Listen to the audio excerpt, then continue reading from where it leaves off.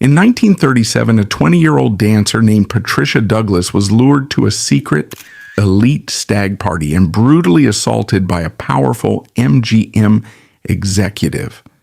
Instead of suffering in silence, she did the unthinkable and sued the biggest movie studio in the world for rape. In response, MGM activated a terrifying, mob-connected fixer to orchestrate the ultimate high society cover-up. They used their immense influence to pressure the authorities, made her medical evidence vanish. Many potential witnesses were pressured into remaining silent, and weaponized the press to brand the victim a prostitute. This is the harrowing true story of the dark cover-up that MGM fought to keep buried for 60 years, proving that in Hollywood's golden age, justice wasn't blind. It was simply bought by the highest bidder. The systematic crushing of a single young woman was not an accident. It was the direct result of the brutal hierarchy that defined the golden age of Hollywood. In 1937, the studio system was a pyramid of exploitation. At the top sat the moguls, men like Louis B. Mayer, who viewed themselves as patriarchs of a vast dysfunctional family. Below them were the contracted stars, handsomely paid but tightly controlled, their public images micromanaged and their personal lives heavily policed. But at the very bottom, forming the massive, invisible foundation of the industry, was a vast underclass of extras, chorus girls, and dancers. These women were the disposable fuel of the dream factory. They were desperate for a break, working gig to gig, entirely at the mercy of casting directors and mid-level managers. The Great Depression had ravaged the country, and Los Angeles was flooded with young, beautiful women who had arrived with empty pockets and heads full of cinematic fantasies. To the studio executives, these women were not employees. They were not artists. They were considered perks, living, breathing party favors, whose bodies were viewed as an unwritten, expected part of the studio's entertainment budget.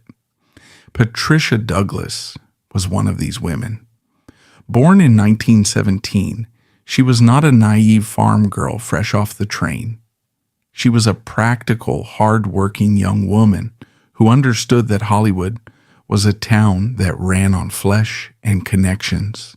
She was ambitious, possessing a striking beauty and a talent for dancing, and she was trying to hustle a living in an environment that actively preyed on vulnerability. She was not looking for a billionaire to marry. She was looking for a paycheck. In the first week of May 1937, an opportunity arose. MGM was hosting its annual sales convention in Los Angeles. It was a massive, high-stakes gathering of the studio's top executives, regional managers, and theater owners from across the United States. These were the men who sold the MGM illusion to the masses, and Louis B. Mayer wanted to reward them. To close out the 5-day convention, the studio planned a sprawling, lavish party at a remote property in Culver City, known as the Hal Roach Ranch. The executives required entertainment. An MGM casting director put out a call for dancers. The pitch was simple and professional. The studio needed attractive young women to dress in cowgirl costumes to act as atmosphere for a promotional Western-themed event. The pay was $7.50 for the evening. In 1937, with unemployment ravaging the working class, $7.50 was a small fortune. It was the equivalent of a week's wages for a waitress or a clerk. Patricia Douglas, needing the money, answered the call. She, along with 119 other young women, reported to the studio lot. They were handed cheap, ill-fitting cowgirl outfits, short skirts, fringed vests, and boots. There was a sense of camaraderie, a bustling excitement among the girls. It was an MGM gig. It meant a hot meal, a good wage, and perhaps the chance to be seen by a director or a producer who might pull them out of the background and into a speaking role. On the evening of May 5th, the 120 women were loaded onto a fleet of chartered buses. As the buses rolled out of the city and into the darkening, isolated hills of Culver City, the atmosphere began to shift.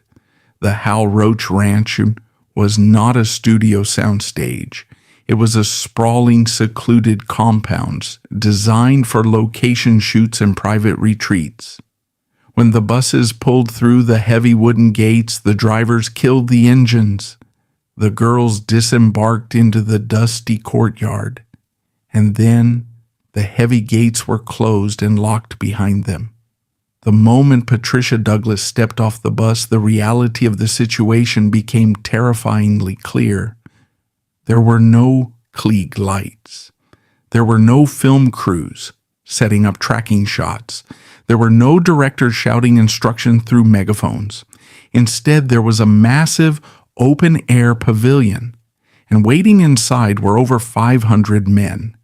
These were not actors. They were the regional managers, the theater owners, the corporate muscle of MGM. They had been drinking steadily for 5 days. The convention had been a marathon of backroom deals, cigars, and masculine posturing, and this final night was designed to be a release valve. It was a stag party, an orchestrated event of corporate debauchery. The 120 women had not been brought in to dance for a camera. They had been brought in to be served to the men. The sheer mathematics of the situation were daunting. 500 drunk, powerful men and 120 captive women. The women were vastly outnumbered, physically isolated, and financially dependent on the very men who were now looking at them with predatory anticipation. MGM had spared no expense. There was a seemingly endless supply of food, but more importantly, there were rivers of alcohol. Troughs were filled with iced beer, and tables were lined with hard liquor. Waiters circulated through the crowd, aggressively pushing drinks on the girls. It was later revealed that many of the drinks had been spiked, designed to quickly incapacitate the women and lower their inhibitions. Patricia Douglas realized immediately that she had walked into a trap. The promise of a professional promotional gig was a bait and switch. She was not an employee. She was the main course. She tried to keep a low profile. She avoided the center of the pavilion where the men were already grabbing at the girls, pulling them onto their laps, and tearing at the cheap cowgirl costumes. The noise was deafening, a chaotic roar of drunken laughter breaking glass and the frantic, high-pitched protests of women realizing they were in severe danger. Patricia stayed near the edges of the party, attempting to blend into the shadows, looking for a way out. But the ranch was vast, the gates were locked, and there was no transportation back to the safety of Los Angeles. As the night wore on, the atmosphere degraded from rowdy to violent. The men, fueled by the unlimited liquor and the absolute intoxicating certainty of their own corporate impunity, abandoned any pretense of civilization. They were MGM executives. They owned this town, they owned this ranch, and tonight they believed they owned these women. It was in this chaotic, terrifying environment that a man locked his eyes on Patricia. His name was David Ross. He was 36 years old, a powerful, well-connected MGM sales executive visiting from Chicago. Ross was not a movie star. He didn't possess the polished charm of a Clark Gable or a Cary Grant. He was a corporate enforcer, a man used to getting exactly what he wanted through sheer force of will and the weight of his title. Ross did not approach Patricia with a line. He did not ask her to dance. He approached her with the entitlement of a man inspecting livestock. He grabbed her arm. He was heavily intoxicated, his breath reeking of whiskey, his grip bruising her skin. He demanded that she drink with him. Patricia, trying to de-escalate the situation, politely refused. She tried to pull her arm away. She tried to use the standard polite deflections that young women in Hollywood were forced to master to survive the constant barrage of unwanted advances. But David Ross was not interested in playing a game of seduction. He was interested in consumption. When Patricia resisted, the facade of the corporate executive vanished, revealing the brute beneath. Ross forced a glass of liquor to her mouth, spilling it down her chin and the front of her costume. Patricia choked, gagging on the burning liquid. She realized that polite refusal was not going to save her. She needed to escape immediately. She managed to wrench herself free and bolted toward the ladies' restroom, seeking the only place in the pavilion where the men might not follow. But she underestimated the absolute lack of boundaries that the MGM party had fostered. Ross pursued her. He did not care who was watching. He did not care that she was crying. He caught up to her near the restroom doors. He was joined by another man, an accomplice whose identity would later be swallowed by the studio's cover-up machine. Together, they grabbed the struggling, terrified 20-year-old girl. They did not drag her back to the party. They dragged her out the back doors of the pavilion, away from the lights, away from the noise, and out into the dark, dusty expanse of the ranch's parking lot. The night air was cold. The sound of the party became a muffled roar behind them.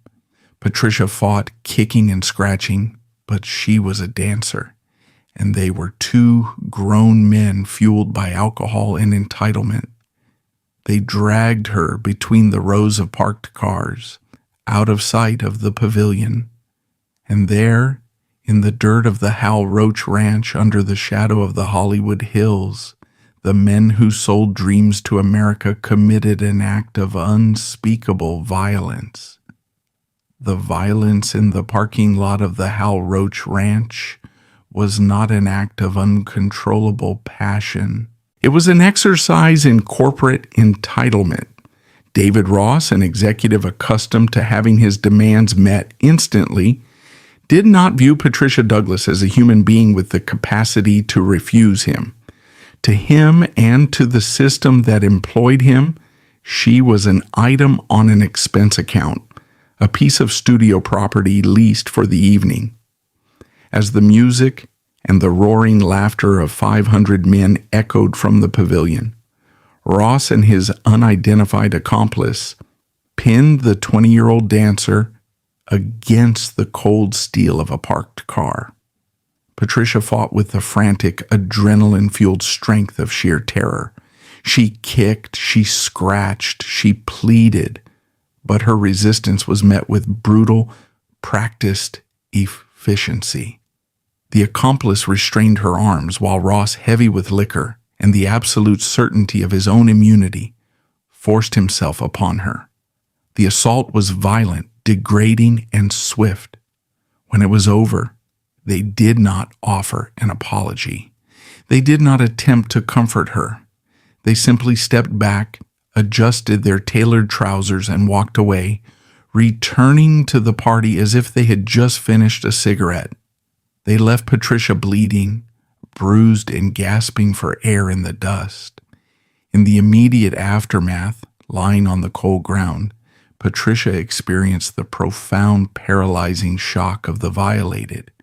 Her cheap cowgirl costume was torn and stained. Her body ached with a sharp, localized agony.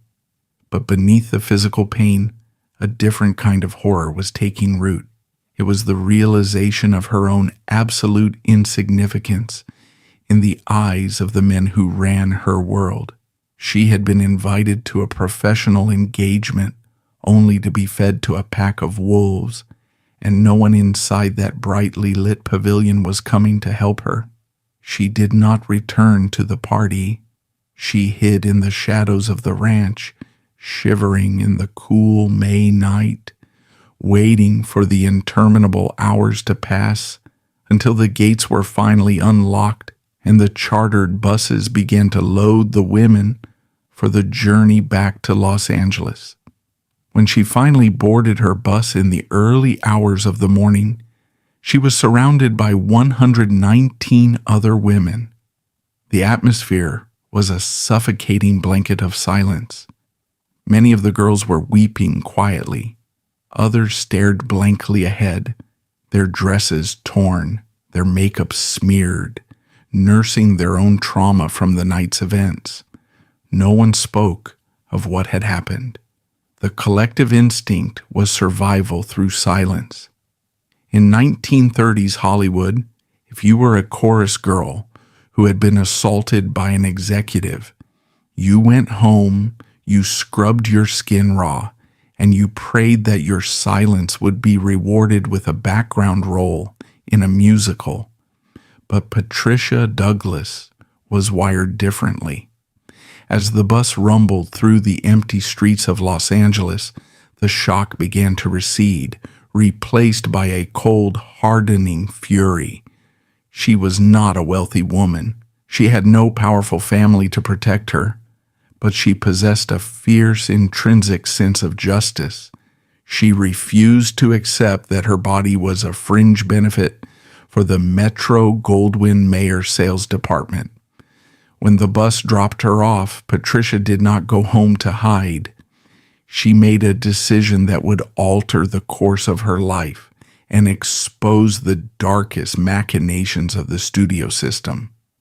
She went directly to the Culver City Hospital. Walking into the glaring, sterile light of the emergency ward, Patricia demanded a physical examination. The attending physician, a man whose name has been largely swallowed by the subsequent cover-up, conducted the examination. The medical reality of the assault was undeniable. The doctor painstakingly documented the severe bruising on her arms and thighs, the lacerations, and the irrefutable physical evidence of a violent sexual assault.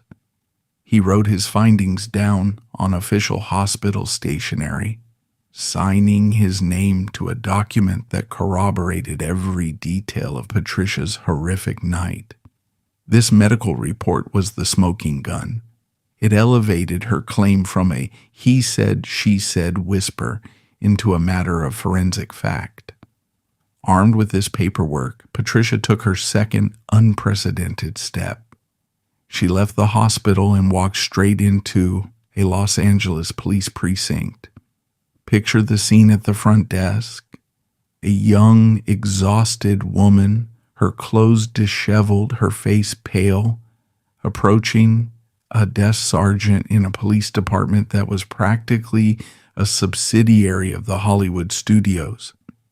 When she stated her intention to file a rape charge, the officers likely responded with weary skepticism. It was an era where the victim blaming of women, particularly women in the entertainment industry, was the default position of law enforcement. But then Patricia handed over the medical report, and then she named her attacker David Ross, and finally she named the location, an exclusive MGM executive party. The atmosphere in the precinct would have shifted instantly. The name Metro-Goldwyn-Mayer carried the weight of the federal government in Los Angeles. The studios paid the taxes, funded the political campaigns, and quietly supplemented the incomes of high-ranking police officials to ensure that the streets remained safe and the scandals remained hidden. Taking a formal criminal complaint against an MGM executive from a lowly dancer was not just police work, it was political suicide. But the medical report forced their hand. Reluctantly, the police took her statement and forwarded the file to the Los Angeles District Attorney's Office. Patricia Douglas had dropped a bomb. She believed that by following the rules of civilized society, gathering evidence, reporting the crime to the authorities, the system would protect her. She did not yet understand that the system was not broken. It was functioning exactly as it was designed to, and it was designed to protect the men who signed the checks. The leak was inevitable and immediate. Before the ink was even dry on the district attorney's preliminary file, a phone rang in the plush, cavernous executive suite of Louis B. Mayer. Mayer was a man obsessed with control and image. He had built MGM into the most profitable studio in the world by selling a specific brand of American morality. MGM was the home of Andy Hardy, of Judy Garland, of wholesome family entertainment that championed small-town values.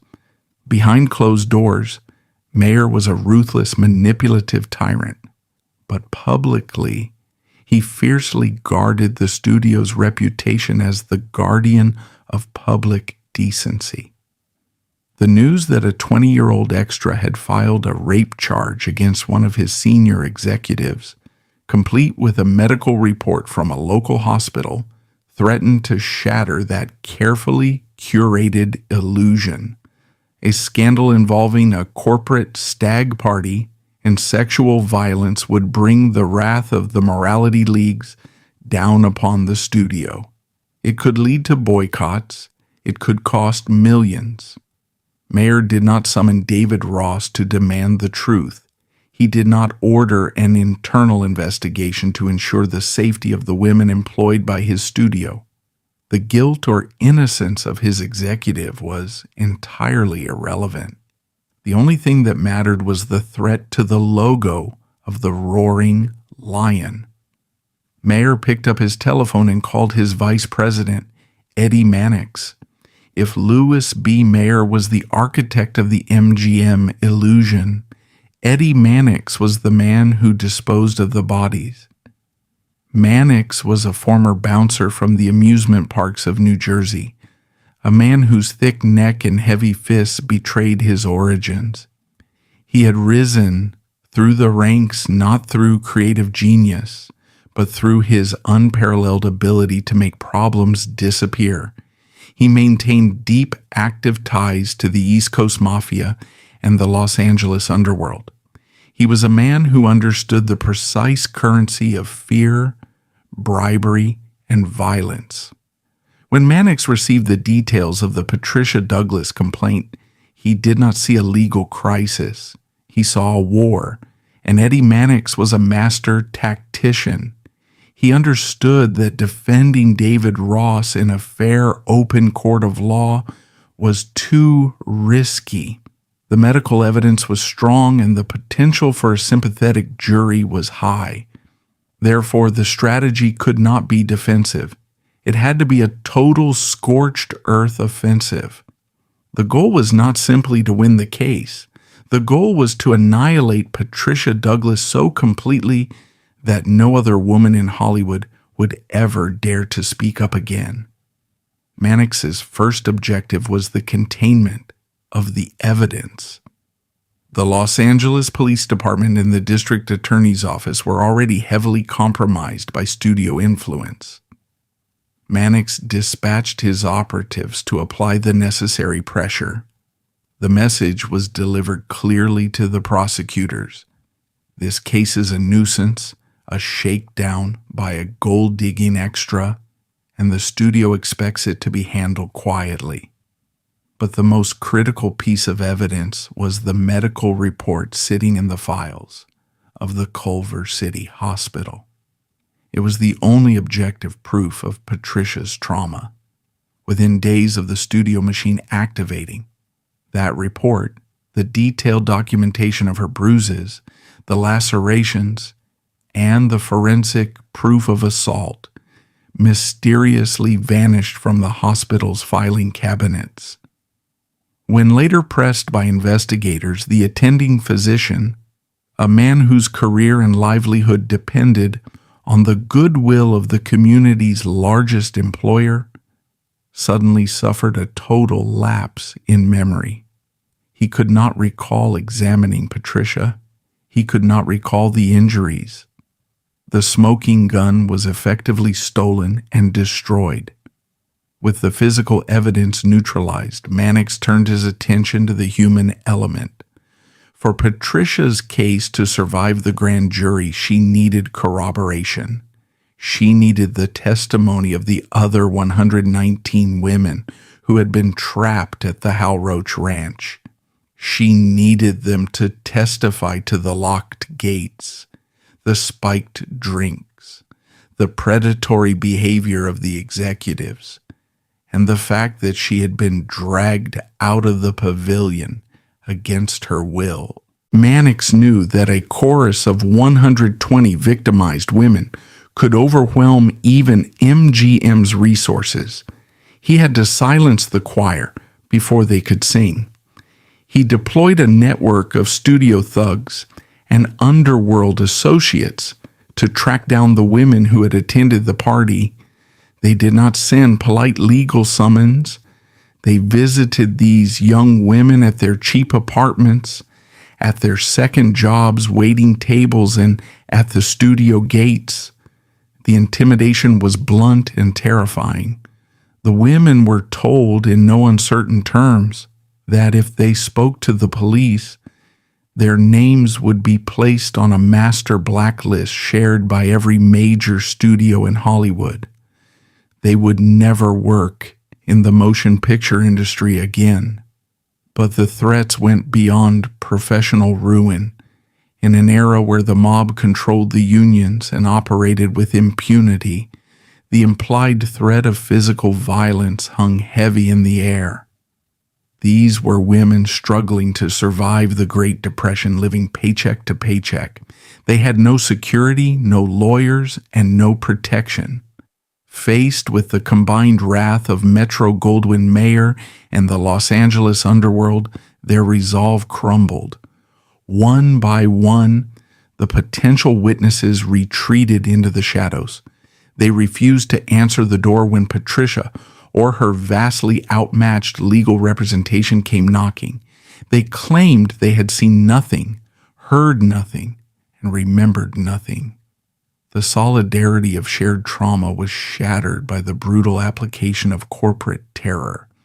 Only one friend initially attempted to stand by Patricia, offering to corroborate the timeline of the evening.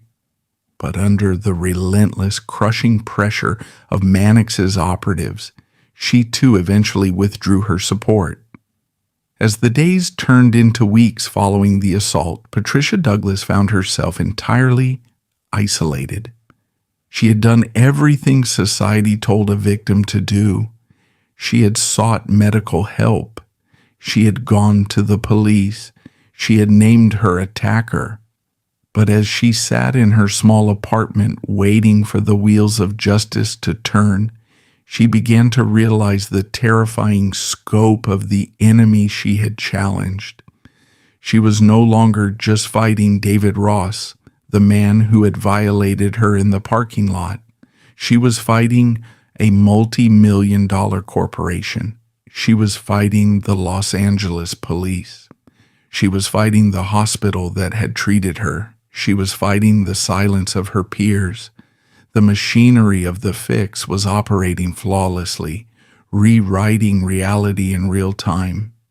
The assault was being erased and the victim was about to be put on trial. The swiftness of the MGM cover-up reveals a terrifying truth about power. It does not need to conspire in secret when it owns the infrastructure of justice in plain sight. Eddie Mannix did not have to work hard to buy the silence of the authorities. He simply had to call in the debts that the studio had been accumulating for years. Patricia Douglas believed the law was a shield meant to protect the vulnerable. She was about to learn that in Beverly Hills the law was a sword wielded exclusively by the elite. The physical assault at the ranch was the first blow, but the systematic dismantling of her credibility, her evidence, and her support system was a far more sophisticated, enduring kind of violence. The trap had been sprung, the exits were sealed, and the smear campaign was about to begin. The silence that settled over Patricia Douglas's small Los Angeles apartment in the days following her assault was not the silence of peace. It was the suffocating silence of a vacuum. She had cast her stone at the towering glass fortress of Metro-Goldwyn-Mayer, expecting the shatter of justice. Instead, she was met with a terrifying orchestrated void. The Los Angeles Police Department, the very institution designed to protect citizens from predators, did not launch a manhunt for David Ross. They did not raid the Hal Roach Ranch to secure the crime scene. They did not issue arrest warrants. Instead, they opened a containment protocol. To understand the absolute betrayal of the legal system in this case, one must look at the financial architecture of Los Angeles in 1937. The city did not control the studios. The studios bankrolled the city. MGM, Warner Brothers, and Paramount were the economic engines of California during the Great Depression.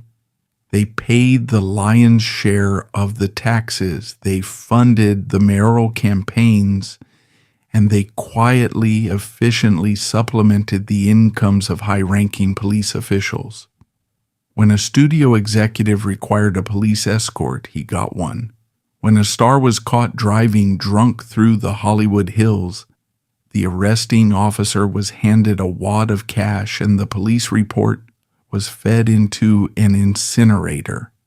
The LAPD was, for all practical intents and purposes, widely perceived as heavily influenced by the studios.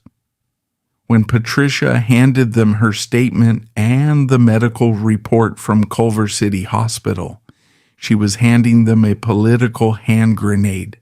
The detectives assigned to her case were not tasked with finding the truth. They were tasked by Eddie Mannix, MGM's ruthless fixer, with dismantling the victim. The Interrogation of Patricia Douglas is a masterclass in the psychological warfare of victim blaming, a playbook that was virtually invented by the studio fixers of the Golden Age. When Patricia was called into the precinct, she was not treated as a young woman who had survived a brutal rape. She was treated as a hostile suspect in an extortion plot. The detectives placed her in a barren room and began to hammer at the foundations of her reality. They did not ask about the violence she endured. They asked about her morality. They interrogated her about her dating history, her financial status, and the length of her cowgirl skirt. They repeatedly asked her how much she had to drink, subtly shifting the narrative to suggest that a woman who consumes alcohol at a party has implicitly consented to whatever happens to her body afterwards. They kept her for hours, grinding her down, demanding that she confess to making the whole thing up for a payoff. They told her that she was a nobody, a disposable extra, and that she was trying to ruin the life of a respectable family man and business executive. It was a deliberate, calculated attempt to induce a psychological collapse. But Patricia, fueled by a rigid, unyielding sense of righteous anger, refused to break. She pointed to the medical report. She told them to call the doctor. She told them the physical evidence was sitting right in front of them. documented in black and white on hospital stationery. When detectives contacted Culver City Hospital, the detailed forensic report documenting Patricia's trauma had simply vanished. The attending physician, whose career relied heavily on the studio's goodwill, suddenly claimed total amnesia regarding her injuries, effectively allowing the medical establishment to erase the crime with a single stroke. The trauma was confined entirely to her own mind. Imagine the claustrophobic terror of Patricia's reality in that moment. She was a 20-year-old girl standing in a police station, realizing that the authorities and the doctors were actively conspiring to erase her trauma. But she still had one final card to play. She was not alone at the Hal Roach Ranch. There were 119 other young women who had been herded onto those buses. There were women who had seen her dragged out of the pavilion by David Ross and his accomplice. There were women who had witnessed the locked gates, the spiked drinks, and the predatory chaos of the stag party. If the physical evidence was gone, she would rely on eyewitness testimony. She gave the police the names of the other dancers. Eddie Mannix had anticipated this. He knew that while one girl could be dismissed as a hysterical extortionist, a chorus of 120 victimized women testifying under oath would shatter the studio to its core. The choir had to be silenced before the first note was sung. Mannix did not send polite corporate lawyers to interview the dancers. He deployed his underworld associates, heavy-set men with broken noses and tailored suits, men who did not carry briefcases but brass knuckles.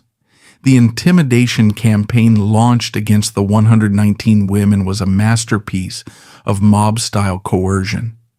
These were the years of the Great Depression. The women who worked as Hollywood extras were not living in luxury. They were surviving on the edge of poverty, living in cramped boarding houses, desperate for the $7.50 day rates that kept them from starving. Mannix's men visited these boarding houses in the dead of night. They cornered the girls outside studio gates. The message they delivered was chillingly uniform and incredibly effective. First came the professional threat. The men informed the dancers that MGM maintained a master blacklist, shared with Paramount, Warner Brothers, RKO, and Fox. If any girl spoke to the police or even breathed a word of support for Patricia Douglas, her name would be placed on that list. She would never work in the motion picture industry again. She would not be hired to dance, to act as an extra, or even to sweep the floors of a sound stage. Her career would be executed on the spot. But for those who might possess a stubborn streak of bravery, the threats escalated from professional to physical. The operatives subtly reminded the women that Los Angeles was a big, dangerous city. Accidents happened. People disappeared. Was it really worth risking their safety or the safety of their families for a girl they barely knew? The psychological warfare worked with devastating precision. One by one, the 119 women retreated behind locked doors. When Patricia, desperate and increasingly isolated, tried to contact the girls she had ridden the bus with, they refused to answer her calls. When she went to their apartments, they pretended not to be home, peering at her through drawn curtains with eyes wide with terror. There was only one exception. A young dancer who had been a close friend of Patricia's initially agreed to testify. She had seen David Ross aggressively target Patricia. She was willing to stand up in court and corroborate the timeline. But the MGM machine simply focused its crushing weight entirely on her. She was followed. Her family was threatened. The pressure became a suffocating, unbearable weight. Shortly before the grand jury convened, she broke. She contacted Patricia, weeping, and told her she could not do it. She was too frightened. She withdrew her statement. Patricia Douglas now stood completely, terrifyingly alone. The physical evidence was destroyed. The witnesses were neutralized. The police were working for the enemy. But Eddie Mannix was a man who believed in total overkill. It was not enough to win the legal battle. He had to destroy Patricia in the court of public opinion. He had to make her so toxic, so universally despised, that no lawyer, judge, or citizen would ever feel a shred of sympathy for her. He activated the Hollywood press. In 1937, the entertainment press was not a journalistic entity. It was a public relations arm of the studio system. Powerful gossip columnists like Luella Parsons and Hedda Hopper relied entirely on the studios for access to the stars. The trade papers relied on the studios for advertising revenue. If Louis B. Mayer wanted a story killed, it was killed. If he wanted a narrative pushed, it was printed as gospel truth on the front page of every paper from Los Angeles to New York. MGM fed the press a narrative that was as brilliant as it was evil. They did not deny that a party had taken place at the Hal Roach Ranch. Instead, they framed it as a wholesome, rowdy corporate retreat for hard-working businessmen.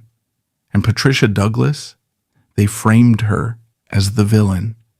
Headlines began to appear, orchestrated by the studio's publicity department, painting Patricia not as a victim of rape, but as a manipulative, scheming gold digger.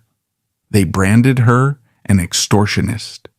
They claimed she was a party girl, a thinly veiled euphemism for a prostitute who had willingly attended a stag party, drank too much, and was now trying to blackmail a respectable, wealthy executive because she was dissatisfied with her payment.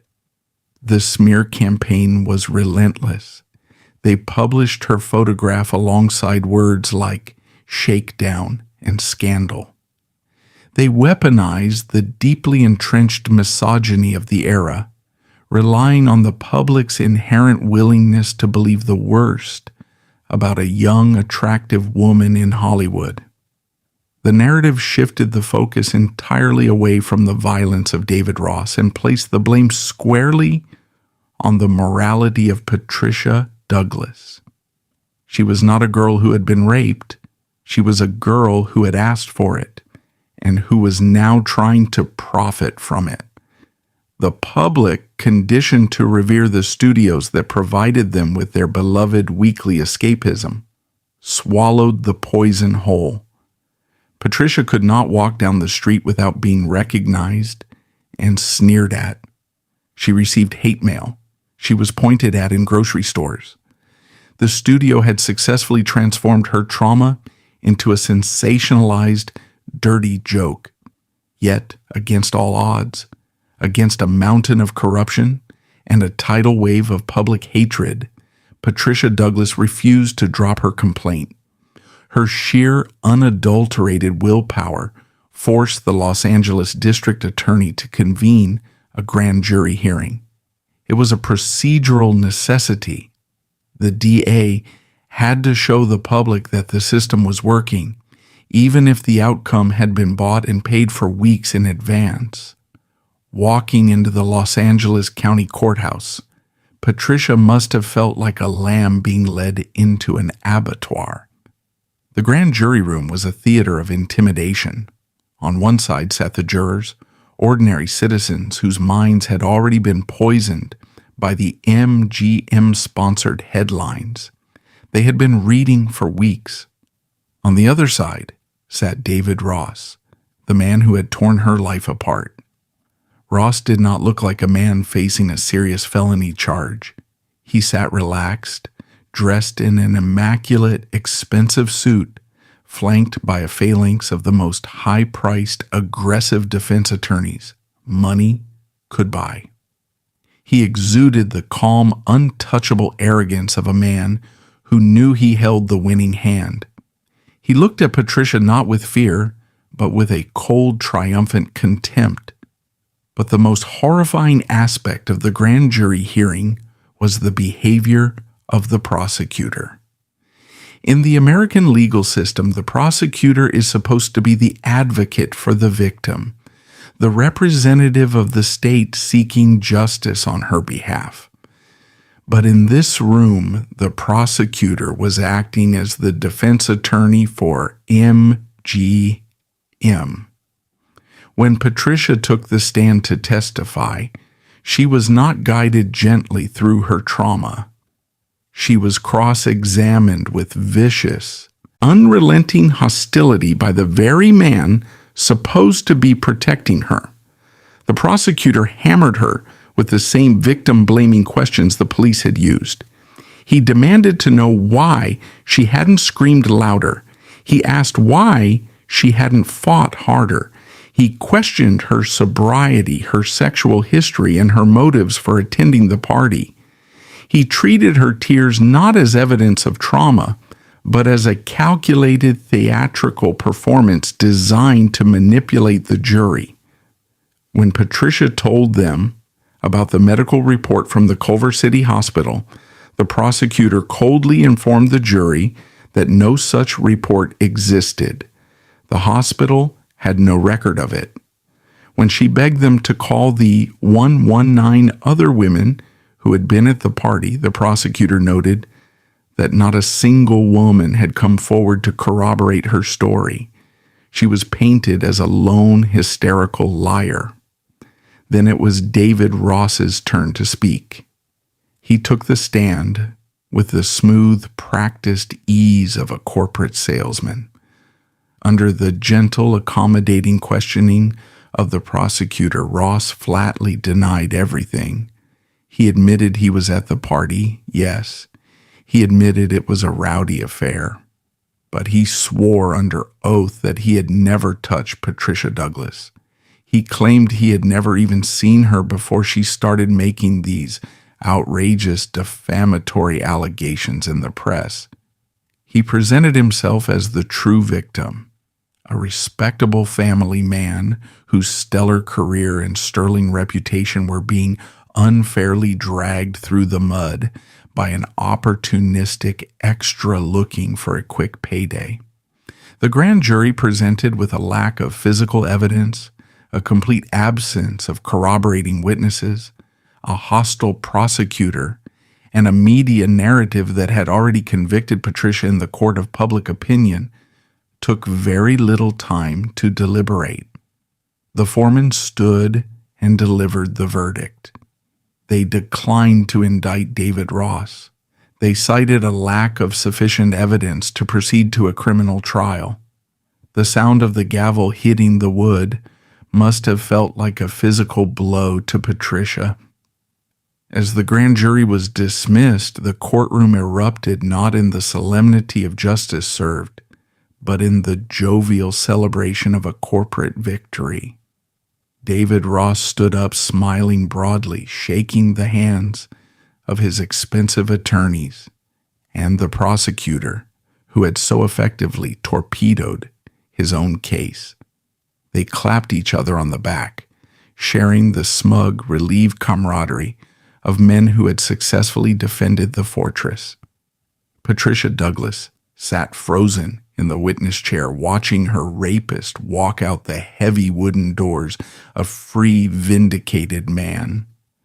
The criminal justice system had not simply failed her, it had actively, maliciously participated in her destruction. Eddie Mannix's machine had worked flawlessly. The police, the doctors, the press, and the courts had all bent to the power of the MGM studio system. For the studio, the matter was closed. The problem had been fixed. Patricia Douglas was a discredited, blacklisted ghost, stripped of her dignity and her future. They expected her to crawl away into the shadows and disappear, just as so many broken women in Hollywood had done before her. But as Patricia walked down the marble steps of the courthouse, stepping out into the blinding California sun, she realized that the criminal courts were a dead end. The state of California would not protect her. The police would not arrest her attacker. The system was rigged beyond repair. Yet, the fire that had driven her to the hospital on the night of the assault was not extinguished. It had simply burned down to a cold, hard ember. If she could not put David Ross in a prison cell, she would drag him, Louis B. Mayer, and the entire Metro-Goldwyn-Mayer Corporation into the only arena where she could still force them to face the public record. Patricia Douglas was preparing to do the impossible. She was preparing to file a federal civil lawsuit against the biggest studio in the world. She was about to force the monsters back into the light, even if it meant sacrificing the very last pieces of her own life to do it. The grand jury dismissal was not the end of the tragedy. It was the completion of the psychological assassination of Patricia Douglas. The criminal justice system, designed as a bulwark against the powerful, had been exposed as nothing more than a toll booth for the elite. Eddie Mannix and the studio moguls had proven that they could commit atrocities in plain sight, erase the evidence with a checkbook, and rely on the inherent misogyny of the era to blame the victim. Patricia was left to navigate a world that had not only allowed her rape, but had actively cheered for her rapist. She had been stripped of her profession, her reputation, and her faith in justice.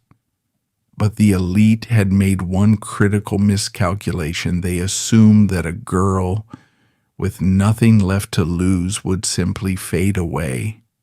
They did not understand that when you take everything from a person, you remove their fear. The criminal case was dead, but the civil... They did not understand that when you take everything from a person, you remove their fear. The criminal case was dead, but the Civil War was just beginning. And Patricia Douglas was about to put a price tag on her soul that MGM would be forced to look at. The heavy oak doors of the Los Angeles County Courthouse had closed on the criminal case. But for Patricia Douglas, the silence that followed was not the end of the war. It was merely a change in the battlefield. The grand jury's refusal to indict David Ross was a monumental victory for Metro-Goldwyn-Mayer. Inside the plush mahogany-paneled offices of the studio, the executives poured champagne and lit cigars. Eddie Mannix, the architect of the cover-up, considered the matter resolved. The physical evidence had been successfully purged. The witnesses had been terrified into silence, and the press had effectively assassinated the victim's character. In the arrogant calculus of 1930s Hollywood, a penniless 20-year-old chorus girl who had just been publicly humiliated and legally stonewalled was supposed to crawl away into the shadows and disappear. But the studio moguls had fundamentally misunderstood the nature of their victim. Patricia Douglas was not motivated by a desire for a payoff, nor was she deterred by the overwhelming public hatred orchestrated against her. She possessed a core of absolute unyielding defiance. She understood that the criminal justice system, the police and the prosecutors, was hopelessly compromised, operating as a subsidiary of the studio empire. If the state of California refused to prosecute a rapist because his employer paid the municipal bills, Patricia decided she would bypass the state entirely. In a move that stunned the legal community and sent shockwaves through the Hollywood establishment, Patricia Douglas filed a federal civil lawsuit against David Ross, Hal Roach, and Metro-Goldwyn-Mayer. She sought $500,000 in damages, an astronomical sum during the Great Depression. The audacity of this lawsuit cannot be overstated. It was the legal equivalent of a solitary foot soldier declaring war on a nuclear superpower. In filing a civil suit, Patricia was dragging the darkest, most closely guarded secrets of the studio system out of the back rooms and into the permanent, unsealable public record. She was forcing the executives to answer subpoenas. She was demanding that the events of the Hal Roach Ranch be scrutinized in an open court. When Louis B. Mayer received word of the civil suit, the mood at MGM shifted from triumphant relief to cold bureaucratic fury. The criminal case had been easy to squash because the studio controlled the investigators. A civil case, however, meant a prolonged, highly visible legal battle. It meant deposition transcripts that reporters could access. It meant a lingering stain on the roaring lion logo. Eddie Mannix was immediately instructed to shift his tactics. If the criminal cover-up was an assassination, the civil defense was to be a siege. The strategy was simple and utterly ruthless: legal and financial attrition. MGM was going to starve her out, exhaust her, and break her mind. The studio assembled an army of the most expensive, aggressive corporate defense attorneys on the West Coast. These were men who wore silk-stocking suits and billed by the hour, men whose entire careers were built on protecting corporate monopolies from liability. Patricia, conversely, was represented by a small, vastly out-resourced legal team working on contingency. The first phase of MGM's counterattack was psychological warfare. The studio hired private investigators to tail Patricia 24 hours a day. They parked outside her modest apartment. They followed her to the grocery store. They interviewed her former landlords, her high school teachers, and any man she had ever been seen speaking to. They were digging for dirt, desperate to find a disgruntled ex-boyfriend or a fabricated scandal that could be used to paint her as a woman of loose morals. They found absolutely nothing. Patricia lived a quiet, hard-working life, but the constant, visible surveillance was not just about gathering intelligence. It was designed to induce paranoia. It was a daily physical reminder that the eye of the empire was fixed upon her, waiting for her to crack. Simultaneously, the studio weaponized the legal process to drain her resources and her resolve. The MGM attorneys filed endless, frivolous pretrial motions designed solely to delay the proceedings. They demanded exhaustive depositions, forcing Patricia to sit in claustrophobic conference rooms for hours on end, surrounded by hostile men in suits, recounting the trauma of her rape over and over again. During these depositions, the defense attorneys were merciless. They did not seek the truth, they sought inconsistencies. They hammered her on the minutiae of the evening, attempting to confuse her, twist her words, and provoke an emotional outburst that they could later use to characterize her as mentally unstable. The financial strain on Patricia was crushing. Blacklisted by every studio in town due to the orchestrated smear campaign, she was entirely unemployable in her chosen profession. The constant court appearances and the pervasive notoriety made it impossible to hold down even menial jobs outside the industry. She was living on the absolute brink of poverty, surviving on the charity of a few sympathetic relatives, while the men she was suing continued to draw massive corporate salaries and dine at the finest restaurants in Beverly Hills. As the months dragged on into 1938, the media continued its relentless assault. The studio's publicity department ensured that every delay, every minor procedural victory for MGM was reported as proof of Patricia's deceit.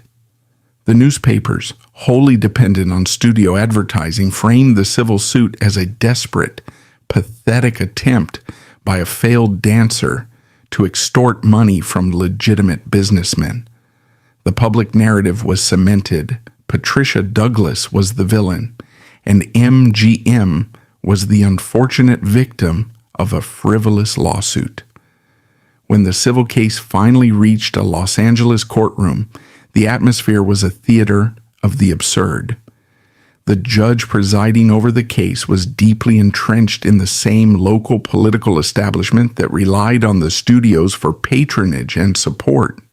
The courtroom was packed, not with supporters for Patricia, but with studio fixers, curious socialites, and cynical reporters waiting for the final act of the tragedy to play out. Walking into that courtroom, Patricia was a stark contrast to the powerful men sitting across the aisle. She was exhausted, pale, and visibly worn down by a year of relentless public humiliation and legal starvation. Yet she took the witness stand with her head held high. The trial was an exercise in legalized victim blaming. The defense strategy did not focus on David Ross's actions. It focused entirely on Patricia's character. When the MGM attorneys cross-examined her, they employed a playbook that remains horrifyingly familiar today. They fixated on her cheap cowgirl costume, arguing that a woman who dressed in such a manner at a party filled with men was implicitly consenting to physical attention. They interrogated her about the spiked drink she had consumed, arguing that intoxication negated any claim of assault. They painted the horrific events in the parking lot not as a rape, but as a consensual transactional encounter that had simply ended in a disagreement over payment. They brought character witnesses, studio employees whose jobs depended on their testimony, to swear that the Hal Roach Ranch Party was a perfectly respectable corporate gathering and that Patricia was the only person causing trouble. Because Eddie Mannix thugs had so successfully terrified the other 119 women, Patricia had no one to corroborate her description of the locked gates, the predatory environment, or the assault itself. The missing medical report from the Culver City Hospital loomed over the proceedings like a ghost. Without it, the defense lawyers confidently told the jury that there was no physical proof an assault had ever occurred. Patricia was forced to endure hours of character assassination while David Ross sat quietly at the defense table, looking on with the bored, detached expression of a man watching a minor annoyance being swatted away. The sheer disparity in power was suffocating.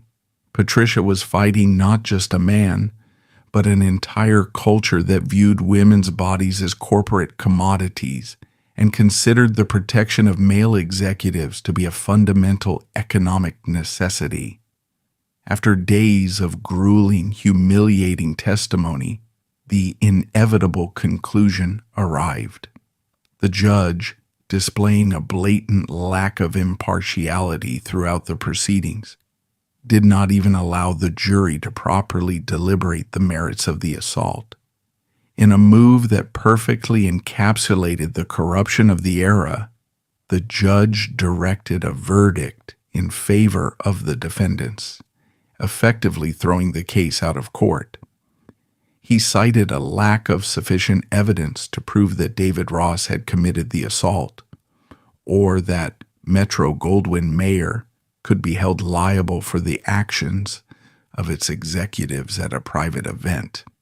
The dismissal was swift, clinical, and utterly devastating. As the judge's gavel fell, the MGM attorneys smiled and closed their briefcases. David Ross stood up, adjusted his tie, and walked out of the courtroom, surrounded by backslapping colleagues. They had defended the fortress. The roaring lion was safe. Patricia Douglas remained seated in the hollow, echoing courtroom. She had played by every rule of civilized society. She had reported the crime. She had subjected herself to the excruciating scrutiny of the legal system. She had endured poverty, surveillance, and national humiliation. And the system had looked her in the eye and told her that her trauma did not matter. The law had formally declared that the men who ran Hollywood were untouchable. The studio apparatus had achieved its ultimate goal. They had not merely won a lawsuit, they had executed a public crucifixion. The message sent to every young woman working in the studio system was chillingly clear. If you are assaulted by an executive, you will remain silent. If you speak out, you will not find justice. You will be blacklisted. You will be hunted by private investigators. You will be dragged through the mud by the press, and the courts will protect your abuser while you are left with absolutely nothing. The victory for the elite was total. The Hal Roach Ranch party was quietly swept into the darkest corners of the studio archives. David Ross returned to Chicago to continue his lucrative career, his reputation entirely unscathed by the life he had destroyed. Eddie Mannix returned to his office, his status as Hollywood's premier fixer solidified, ready to handle the next dead body, the next blackmail attempt, or the next broken girl. As Patricia walked out of the courthouse and onto the sun-baked pavement of Los Angeles, she stepped into a total void. She had no career. She had no money. She had no reputation. She was universally despised by a public that had been fed a diet of studio-sponsored lies. She was 21 years old, and her life was effectively over. The city of Los Angeles, bustling with the industry of dream-making, moved on around her, entirely indifferent to the woman it had just crushed.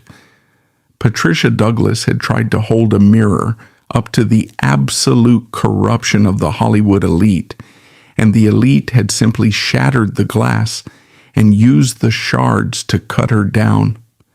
The dismissal of the civil lawsuit was the final nail in the coffin of Patricia Douglas's public life.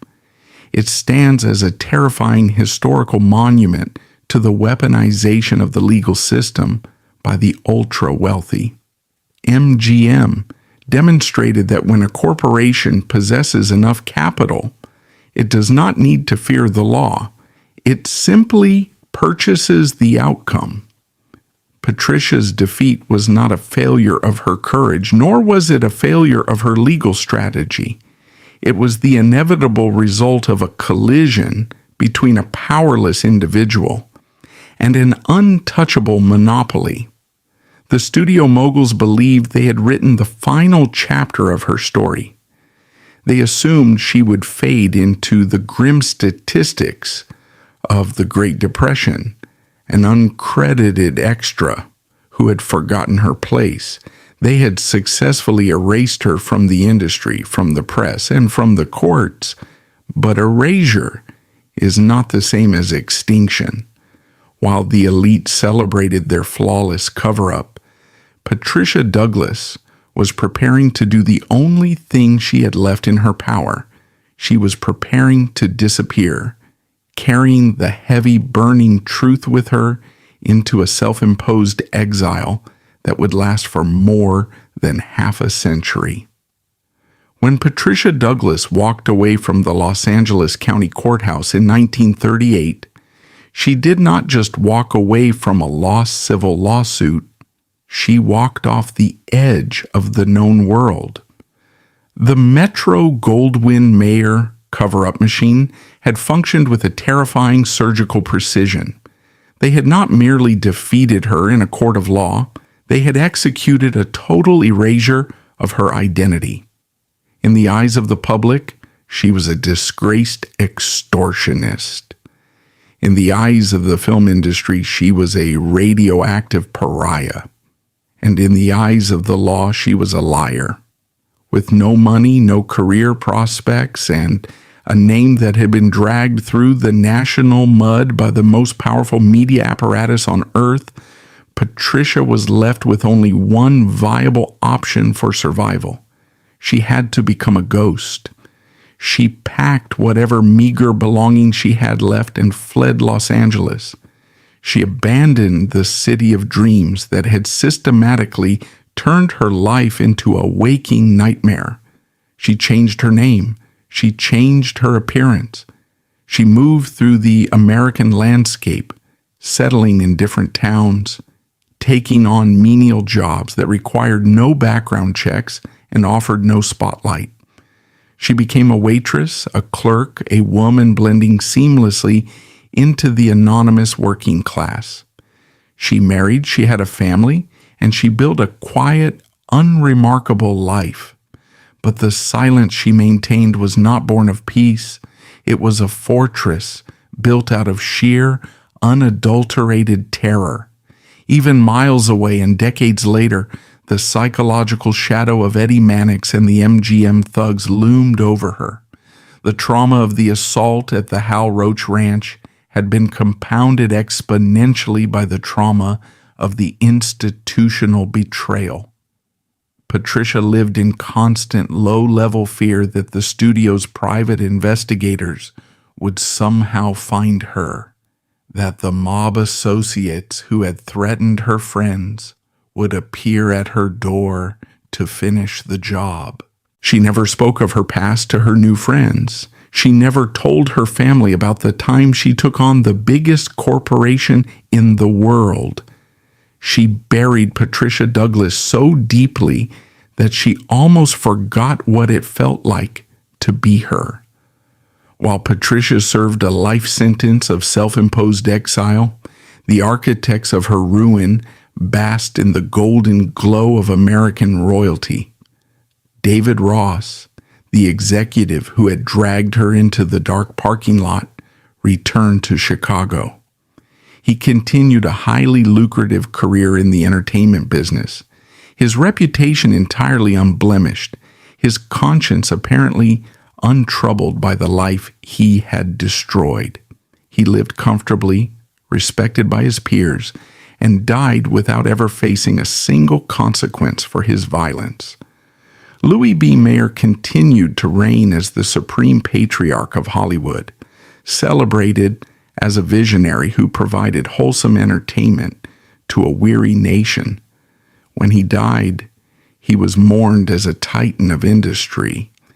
And Eddie Mannix, the brutal, mob-connected fixer who had orchestrated the destruction of Patricia's evidence and the intimidation of her witnesses, remained one of the most feared and powerful men in California.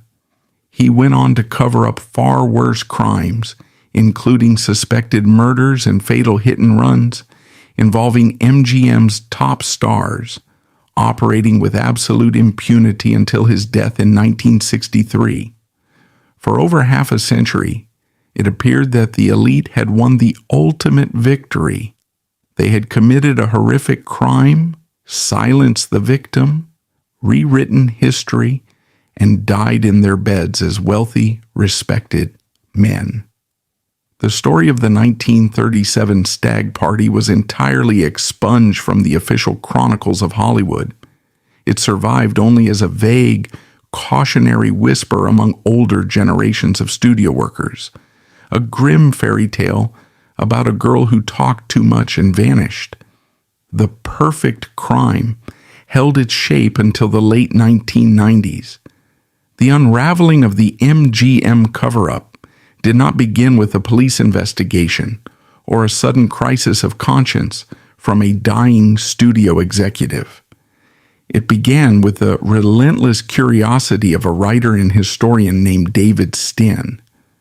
Sten was researching the darker, hidden aspects of Hollywood's golden age when he stumbled across a microscopic anomaly in the archives. It was a brief, obscure newspaper clipping from 1937, buried in a trade paper, mentioning a chorus girl suing Metro-Goldwyn-Mayer over an incident at a sales convention. To a historian familiar with the absolute dictatorial power of the 1930s studios, the premise was staggering.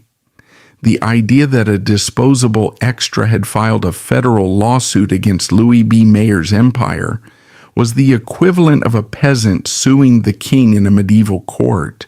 It was a professional suicide mission. Intrigued, Sten began to dig. What he encountered was the chilling, lingering efficiency of Eddie Mannix's machine. Decades after the executives had died, the paper trail was still virtually non-existent. Official police records from 1937 had been purged. The Culver City Hospital archives contain no trace of a Patricia Douglas. The court transcripts of the civil trial were buried deep in obscure legal depositories. The system had been scrubbed clean, but Sten was obsessive. He spent years tracking down misfiled documents, piecing together fragments of legal briefs, and tracking down the descendants of the lawyers involved. Slowly, the horrifying architecture of the cover-up began to reveal itself. He found the evidence of the witness intimidation. He found the proof of the media smear campaign. He realized that the girl in the clipping was not an extortionist. She was the victim of one of the most comprehensive, ruthless corporate conspiracies in the history of the American entertainment industry. Sten knew he had to find her. He had to know what happened to the girl who fought the lion.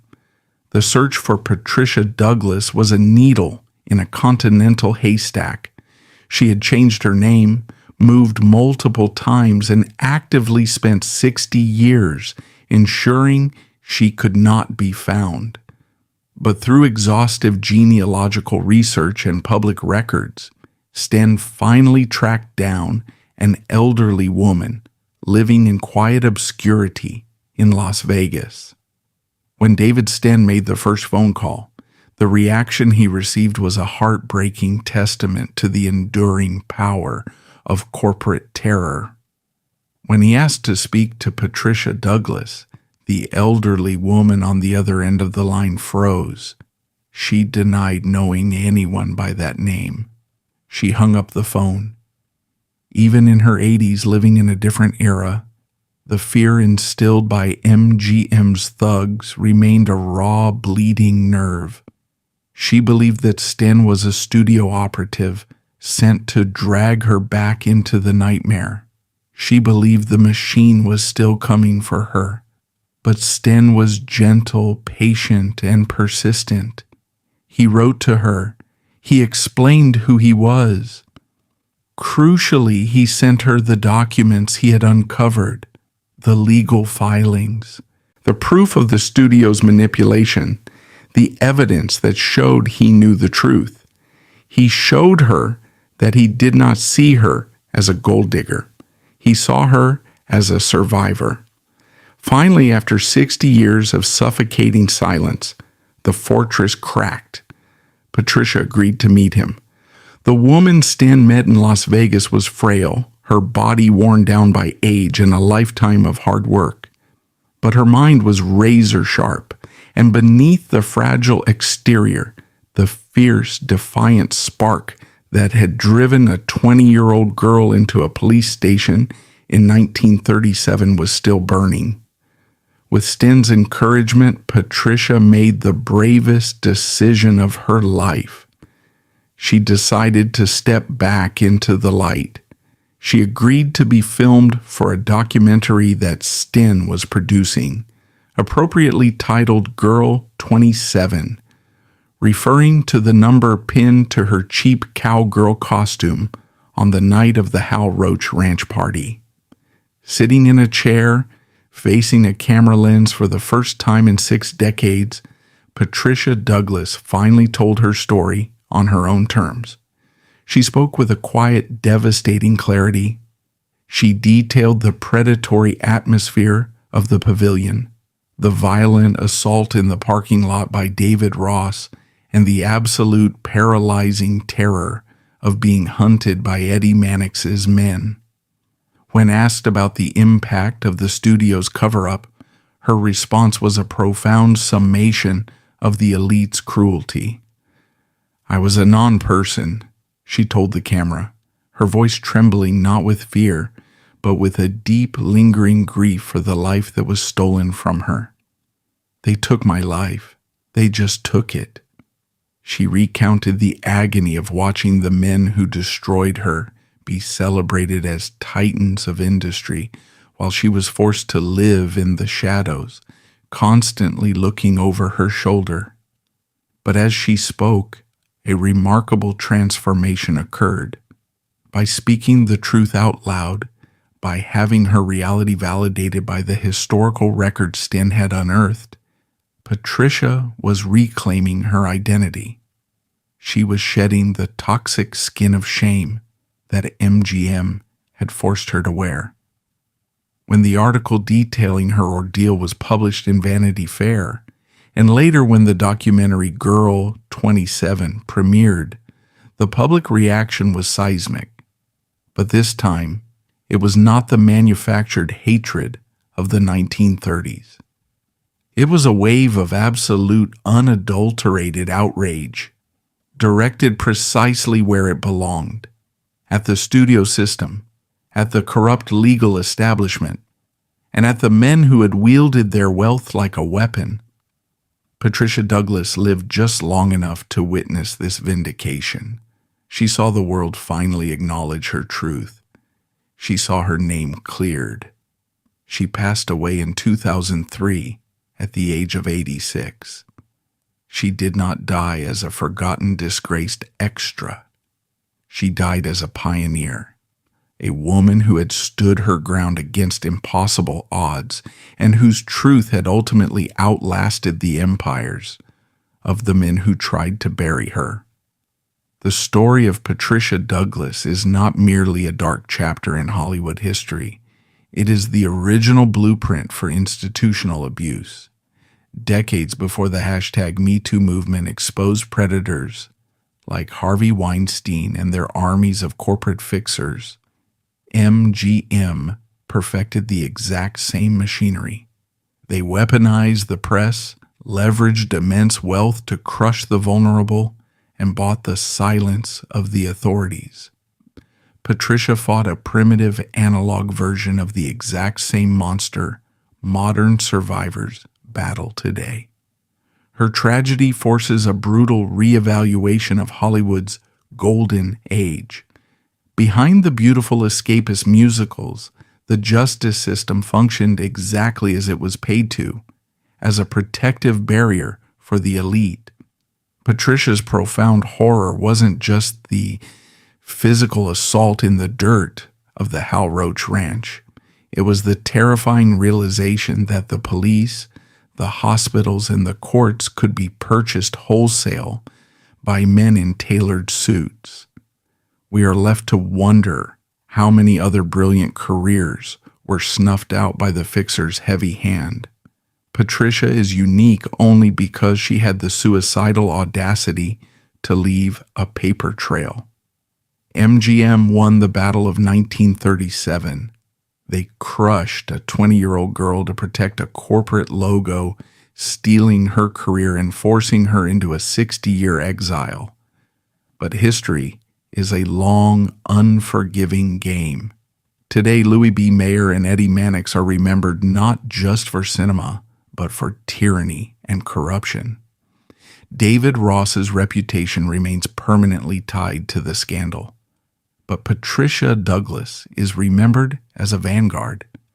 She stood up to the most powerful corporation on earth in an era when women were expected to suffer in silence. They tried to erase her, but they couldn't.